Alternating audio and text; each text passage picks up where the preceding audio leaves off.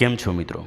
હું છું જિગ્નેશ પ્રજાપતિ અને આજે આપણે સ્પીકિંગ મોડ્યુલની અંદર છેલ્લો ટૉપિક જોવા જઈ રહ્યા છીએ, જેનું નામ છે આન્સર શોર્ટ ક્વેશ્ચન. મિત્રો, આ ટૉપિકની અંદર 5 થી 7 સેકન્ડનો એક ક્વેશ્ચન તમને પૂછવામાં આવશે, જે એક લાઇનનો ક્વેશ્ચન હશે. પ્રિપેરેશનનો ટાઈમ નહીં મળે. જેવો ક્વેશ્ચન પૂરો થશે એટલે તમારે 10 સેકન્ડની અંદર તમારો આન્સર આપવાનો રહેશે.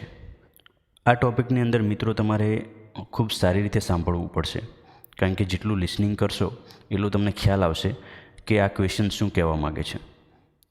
આન્સર આવડતો હોય પણ ક્વેશ્ચન શું છે એ જ ખબર ના હોય તો પછી આપણે કઈ રીતે આન્સર આપી શકીએ.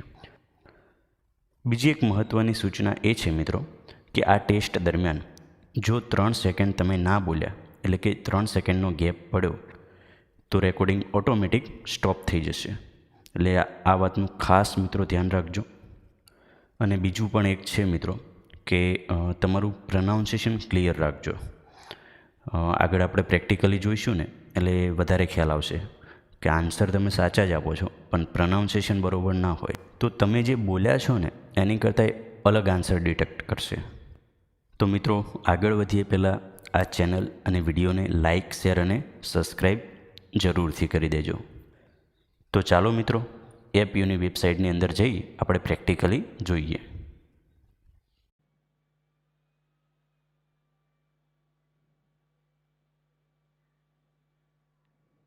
What is the summary at the beginning of an academic paper called abstract? Abstract. Abstract.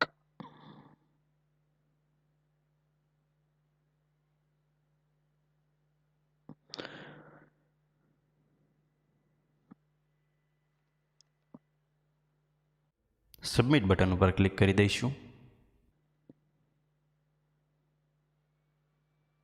Score check કરી લઈશું. Abstract. Abstract.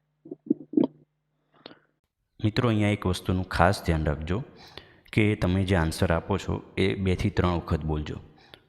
હા, એક વખત બોલો ચાલશે, પણ 2 થી 3 વખત બોલવાનું એટલા માટે કહું છું કે તમે જે બોલો છો એ પ્રોપર પ્રોનાઉન્સિએશન નહીં હોય તો એ તમારો આન્સર સાચો ડિટેક્ટ નહીં કરે. એટલે 2 થી 3 વખત બોલજો, જેથી કરીને તમારો આન્સર સાચો જે હોય એ ડિટેક્ટ કરે.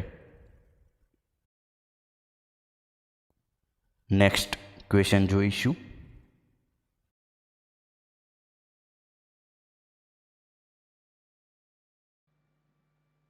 Where can we find the footnote on a page? Bottom. Bottom. Stop button ઉપર ક્લિક કરી દીધું.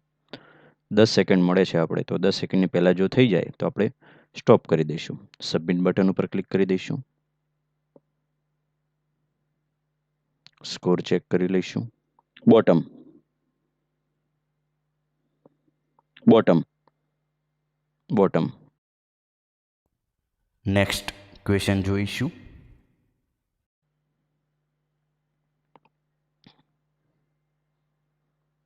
What is the part powering a car, ship, or an aircraft? Engine. Engine.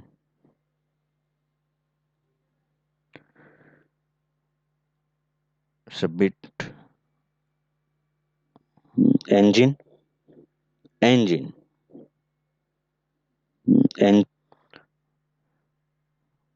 જોઈ શકો છો મિત્રો, આન્સર સાચો પડે એટલે એક આન્સરનો 1 માર્ક હોય છે.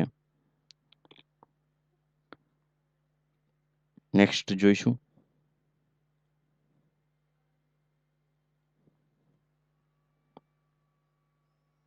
What do you call the hair that grows above your eyes?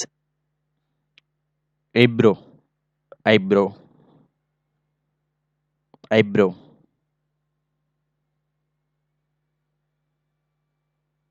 આઈબ્રોને આપણે અલગ અલગ રીતે બોલ્યા. હવે જોઈએ કે સોફ્ટવેર શું ડિટેક્ટ કરે છે. સબમિટ બટન ઉપર ક્લિક કરી દઈશું. સ્કોર. એબ્રો.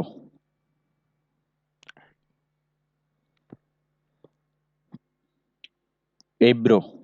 જોયું મિત્રો, આમાં સ્કોર 0 આવ્યો છે, કારણ કે પ્રોનાઉન્સિએશન બરોબર ના થયું. એટલે ખાસ તમારો આન્સર સાચો હોય પણ તમારું પ્રોનાઉન્સિએશન બરોબર ના હોય તો તમારા માર્ક જઈ શકે છે. એટલે ખાસ ધ્યાન રાખજો. જો આપણે જે બોલ્યા હતા આઈબ્રો એબ્રો, આમાં જો એને શું કીધું એબ્રો હે બ્રો. એટલે આમાં શોર્ટ આન્સર એન્ડ ક્વેશ્ચનમાં ખાસ ધ્યાન રાખવું પડશે કે આપણે જે પ્રોનાઉન્સિએશન કરીએ છીએ પ્રોપર થાય, નહીં તો જવાબ સાચો અને આવડતો હોવા છતાં પણ આપણને માર્ક નહીં મળે. નેક્સ્ટ ક્વેશ્ચન જોઈશું.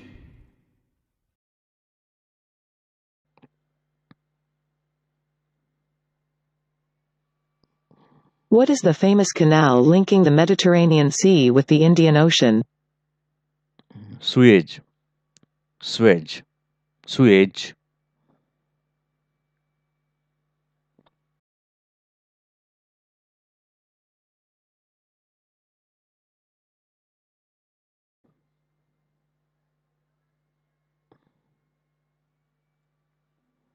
સુએજ.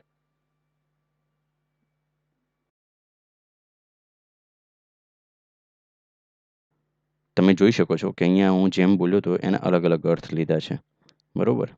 એટલે આપણે ખાસ જે પ્રમાણે પ્રોનાઉન્સિએશન કરીશું એ પ્રમાણે આ અર્થ લેશે. તો ખાસ ધ્યાન રાખજો. ભલે 2 થી 3 વખત બોલાય પણ આન્સર સાચો પડે એ પ્રમાણે બોલજો.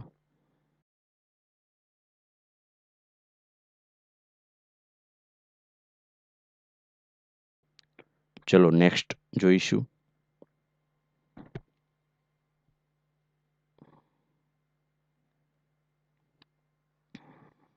What is the generic term for a person who once had the same title as you have now? predecessor, predecessor. Submit.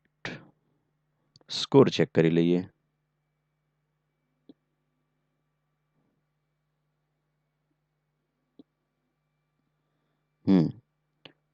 આમાં પણ જોયું 2 વખત બોલ્યું તો બંનેના અર્થ અલગ અલગ લીધા છે.